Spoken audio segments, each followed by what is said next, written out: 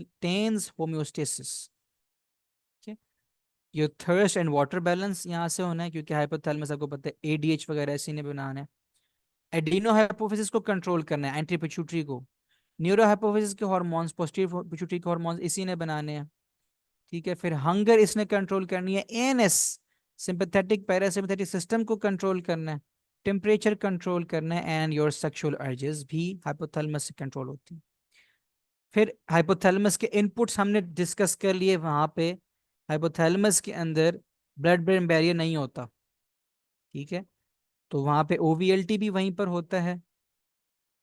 ठीक है, एंड ये उसने अगेन रिपीटिशन की हुई है, areas not protected by the blood brain barrier, उसमें ओवीएलटी, एरिया प्रोस्टिमा वगैरह आ जाता है। हमने ये सब डिस्कस किया हुआ है। रिस्पॉन्स टू एमेटिक्स ये सब हमने बात कर ली। अब हम एक एक करके न्यूक्लियस देखते हैं कि हर न्यूक्लियस का क्या काम है।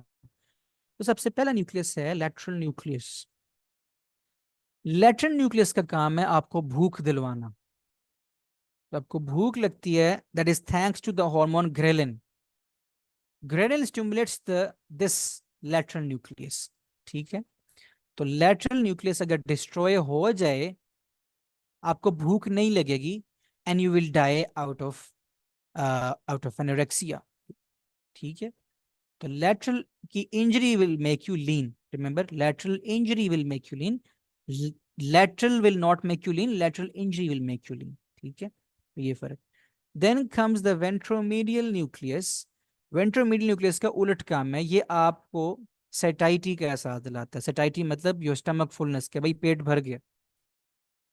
अगर वेंट्रोमीडियल न्यूक्लियस खराब हो जाए, दैट विल लीड टू हाइपरफेगिया, जो आपको पता ही नहीं चलेगा कि खाना रोकना कब है, खाते रहेंगे खाते रहेंगे। तो ventromedial injury will makes you very massive. तो this is often destroyed in craniopharyngiomas. ठीक है, नेक्स्ट एंटीरियर न्यूक्लियस है, इसको याद रखना जरूरी है। A for anterior and C for cooling. तो एसी एयर कंडीशनर से याद रखें, एसी से इसका काम है कूलिंग करना using the parasympathetic system. Similarly posterior nucleus को आपने याद रखना है हॉट पॉट से। Hot, H for heat and P for posterior, तो इसका काम है हीटिंग। सुपरकियास्मेटिक न्यूक्लियस के बारे में हम बात कर चुके हैं कि it controls the circadian rhythm. फिर दो न्यूक्लियर आते हैं जिनका काम है हार्मोन प्रोड्यूस करना पोस्टीरियर पिट्यूटरी के। मशहूर है जमाना सुप्रा optic and paraventricular. Supra optic का काम है एडीएच बनाए, पैरावेंट्रिकुलर का काम है ऑक्सीटोसिन बनाए। ठीक है, तो ये सेल बॉडीज ना इन न्यूरॉन्स की हाइपोथैलेमस में होती हैं, और ये एक्सॉन्स इसके कैरी करते हैं हार्मोन को इनटू द पोस्टीरियर पिट्यूटरी, ये एंटी पिट्यूटरी पोस्टीरियर पिट्यूटरी। अब सवाल ये आता है कि ये हार्मोन ट्रैवल कैसे करते हैं, तो ये एक्सोनल ट्रांसपोर्ट के थ्रू करते हैं। जो एंटीरियर पिट्यूटरी के हार्मोन्स है ना, जो हाइपोथैलेमस से आते हैं, जो आपके ट्रॉफिक जो रिलीजिंग हार्मोन्स हैं, वो एंटीरियर पिट्यूटरी तक आते हैं थ्रू द कैपिलरी बेड। ठीक है, कैपिलरी बेड से आते हैं, ब्लड से होके। पोस्टीरियर पिट्यूटरी के हार्मोन्स हाइपोथैलेमस में बनते हैं और वहां तक आते हैं थ्रू एक्सोनल ट्रांसपोर्ट। एक्सॉन्स के अंदर, सेल के अंदर से होके आते हैं। और जो किस तरह आते हैं, वो आते हैं टैक्सी पे बैठ के, और उस टैक्सी का नाम है न्यूरोफिसिन। न्यूरोफिसिस का काम है ये ट्रांसपोर्ट करना। अब न्यूरोफिसिन से मुझे एक बड़ी जरूरी चीज याद आ गई, काइनीजिन्स। ये आप लिख लें अपनी फर्स्ट एड पे, kinesin proteins. Kinesin proteins are responsible for transporting different structures, different substances, vesicles, even viruses from the neuronal cell body down to the axon. अब काइनेसिन का सवाल यू वर्ल्ड में आपको कैसे आएगा? यू वर्ल्ड में आपको वो सवाल ऐसे आता है, आपने बड़े केस देखे भी होंगे, और ये बड़ा मशहूर डिजीज है जो शिंगल्स कहते हैं। और शिंगल की पैथोफिजियोलॉजी क्या होती है? शिंगल की पैथोफिजियोलॉजी, शिंगल बेसिकली चिकन पॉक्स बच्चे में होता है, और वो जो वायरस होता है वो डोरमेंट हो जाता है। कहाँ पे डोरमेंट होता है? डोर्सल न्यूक्लियस के अंदर, डोर्सल गैंग्लियन के अंदर डोरमेंट हो जाता है। और जैसे ही पेशेंट इम्यूनो कॉम्प्रोमाइज होता है, स्ट्रेस में जाता है, वो वायरस एक्टिवेट होता है, और फिर through the neuronal cell bodies, through the axons, वो ट्रेवल करता है एक खास डर्माटोम के अंदर। वहां की नर्व एंडिंग्स के अंदर। तो वो जो ट्रेवल करता है virus, that is thanks to kinesins. ठीक है, तो ये यू वर्ल्ड का सवाल था, मैंने आपके साथ शेयर करना जरूरी समझा जी। एक न्यूक्लियस रह गया, प्री ऑप्टिक। प्री ऑप्टिक का काम होता है thermoregulation and sexual behavior, and it releases GnRH, gonadotropin releasing hormone। अब आपको एक GnRH के बारे में सवाल बताता हूँ कैसे आएगा। जो फीटस बन रहे होते हैं ना, तो उसकी आपने देखोगे नेजल कैविटीज काफी बड़ी होती हैं, और उसके सेंटर में होती है नेजल पिट्स। नेजल पिट के अंदर खास सेल्स होते हैं जिनका काम होता है GnRH प्रोड्यूस करना। गोनाडोट्रोपिन रिलीजिंग हार्मोन सिंथेसाइज करते हैं वो सेल्स। वो माइग्रेट करते हैं आपके ब्रेन के अंदर, ऑल्फैक्टरी एपिथेलियम से वो ब्रेन के अंदर माइग्रेट करते हैं। कुछ लोगों के अंदर ये ऑल्फैक्टरी एपिथेलियम सही से नहीं बनती, और ये माइग्रेशन सही से नहीं होती।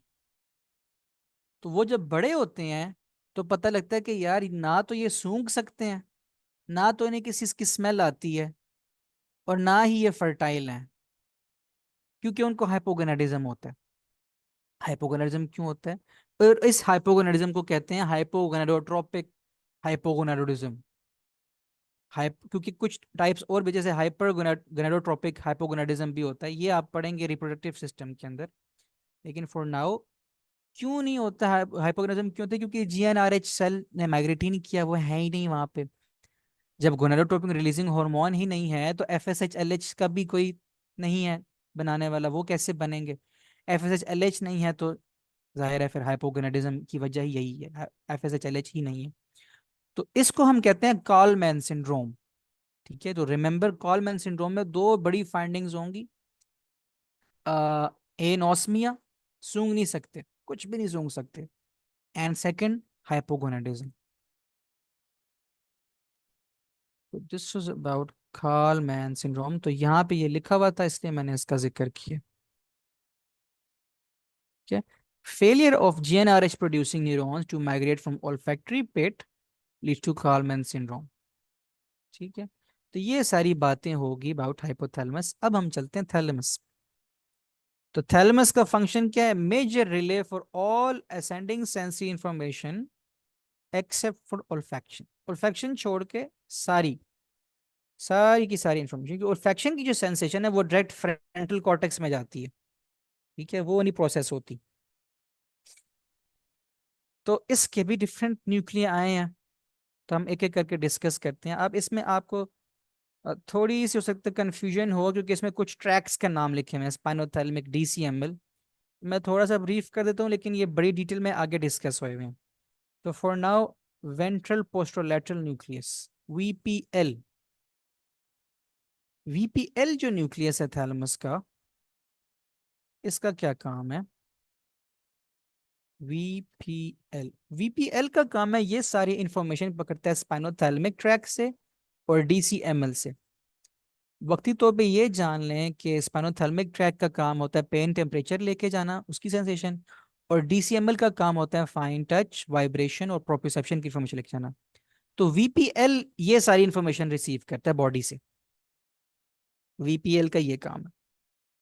ठीक है, तो सेंसेशन ऑफ वाइब्रेशन,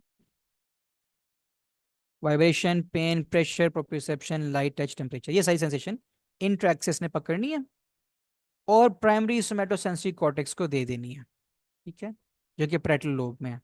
ये भी हम देखेंगे ये कहाँ पर होता है, ये हम डिस्कस करना है।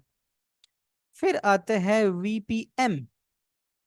ठीक है, VPM, M stands, M for makeup, और मेकअप आप चेहरे पे करते हैं तो makeup goes on the face. तो ये सारी सेंसेशन लेके आता है फेस से और टेस्ट से। तो ट्राइजेमिनल आपको पता है आपकी क्यूटेनियस सप्लाई है फेस की, और जो आपकी सप्लाई है ऑफ द सेंसरी सप्लाई है, पेन की सप्लाई, पेन की सेंसेशन वो टंग की एंटीरियर 2/3 की ट्राइजेमिनल से आती है। तो ये भी इस न्यूक्लियस में आएगी, VPM में आएगी, और ये अगेन इसने इसको सोमैटोसेंसरी कॉर्टेक्स में भेज देना है। ठीक है, नेक्स्ट दो न्यूक्लियाई हैं जेनिकुलेट न्यूक्लियाई, लेटरल जेनिकुलेट और मीडियल जेनिकुलेट। अब लेटरल का आपने याद रखना है कि लेटरल स्टैंड्स फॉर, लेटरल के एल से आपने रखना है light, and light is related to vision. तो remember later geniculate is related to the sense of vision. तो इसने रिसीव करनी है इंफॉर्मेशन आपकी cranial nerve two optic chiasm optic tract से, और रिले कहाँ पे करनी है इंफॉर्मेशन, ऑक्सीपिटल लोब को, which is concern with your vision. Medial geniculate nucleus starts with an M, and M for music, and music is related to hearing. तो इसका काम है hearing से। तो ये इंफॉर्मेशन पकड़ रहा है superior olivary and inferior, superior olivary and inferior colliculus of tectum। हम इस पे बात करेंगे कि superior colliculus क्या होता है, inferior colliculus क्या होता है, superior olivary nucleus क्या होता है, इस पे हम बात करेंगे, but in the later section brain stem जब पढ़ेंगे तब बात करेंगे। तो बट फॉर नाउ रिमेंबर कि मीडियल जेनिकुलेट का काम इज हेयरिंग, और इसने ऑडिटरी कॉर्टेक्स को रेफर कर सारी इंफॉर्मेशन भेजनी है। लास्ट पे इसने कुछ मोटर की सेंस को भी कैरी करना है, मोटर सेंसेस को भी। तो मोटर सेंसेस के अंदर ये जो न्यूक्लियस इसने इसको मोटर की सेंसेस को करना है, मैं बताता हूँ मोटर सेंसेस के क्या मुराद है। ये आज इसमें जाते हैं आपकी ventral anterior ventral lateral nuclei, ठीक है, and it's receiving input from basal ganglia and cerebellum। okay? Basal ganglia cerebellum, और यहाँ से इसने इंफॉर्मेशन को रिले करना है टू द मोटर कॉर्टिसिस, आपके फ्रंटल लोब। ठीक है, दरअसल जब भी कोई मूवमेंट करनी होती है ना आपने, तो द जो इंटेंशन होती है आपकी, आप मूवमेंट करने लगे हैं, तो वो जो पहले सिग्नल स्पार्क होंगे आपके मोटर कॉर्टेक्स में, लेकिन वो मोटर कॉर्टेक्स से सीधा नीचे स्पाइनल कॉर्ड में नहीं जाते, पहले वो सिग्नल्स जाते हैं सेरिबेलम में, ठीक है, और बेसल गैंग्लिया में। सेरिबेलम और बेसल गैंग्लिया इस इंफॉर्मेशन को प्रोसेस करते हैं कि हाँ, अभी आपने मूवमेंट करने के बारे में सोचा है, लेकिन मूवमेंट को कोऑर्डिनेट कैसे करना है और आपने मूवमेंट करनी कैसे है, वो हमारा काम है। आपका काम था सिर्फ हमें कमांड देना। अब आगे से मतलब आपने हमें एक कमांड दे दिया, अब आगे से उसकी प्लानिंग कैसे करनी है और उसकी एग्जीक्यूशन कैसे करनी है, वो काम सेरिबेलम और बेसल गैंग्लिया का, ठीक है।